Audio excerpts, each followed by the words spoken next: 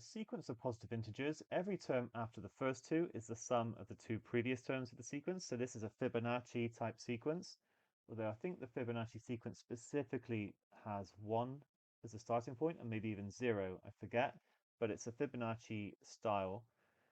If the fifth term is 2004, what's the maximum possible value of the first term? Well, let's say the first term is x and the second term is y, and then build up the remaining terms from these. So x plus y is going to be the third term. X plus 2y is going to be the fourth term because I'm adding these two together.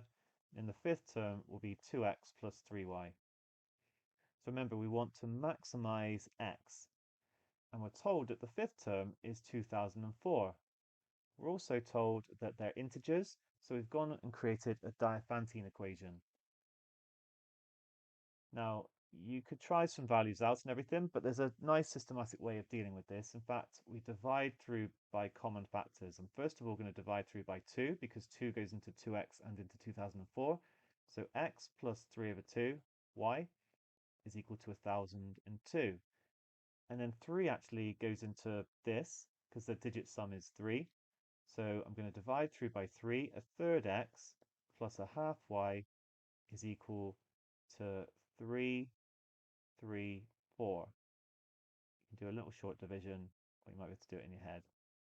So 3 is into 10, that's what I was doing in my head, remainder 1, 3 is into 10, remainder 1, and then 4. Okay, this is actually good, believe it or not, even though we've got fractions, because it tells us some things. It tells us that x has to be a multiple of 3 for this to work.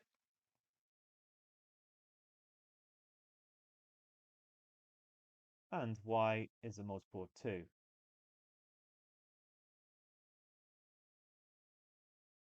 Now remember, we're told that they are all integers, so y can't equal 0, so I can't just do 334 times 3 to work out x. But I could, remember, I'm trying to make it as large as possible, so that's why that strategy makes sense. But except y can't equal 0, so I'll go with the one that's one less than 334. So if x is equal to 3 times 333, which is 999, then we'll get 333 plus a half y is equal to 334. So then a half y, remember y has to be a multiple of 2, a half y will equal 1 and y will equal 2. Y can't be any smaller, it can't equal 1 because then we would get a fraction here. And so x would end up as a fraction as well. So actually that is the best we can do. I mean, there's lots of solutions to this equation, but if we're trying to maximize x, then we want to use this as much as we can. We want to make a third x as close to 334 as we can, but it can't actually equal it. So that's why I've gone with making it equal 333, and hence timesing 333 by 3 to work out what x is. And then y works out as 2. That's the smallest number it could be because it has to be a multiple of 2. And so that's our answer. The maximum possible value of the first term, which we called x, is 999. Well done on your efforts on this challenge.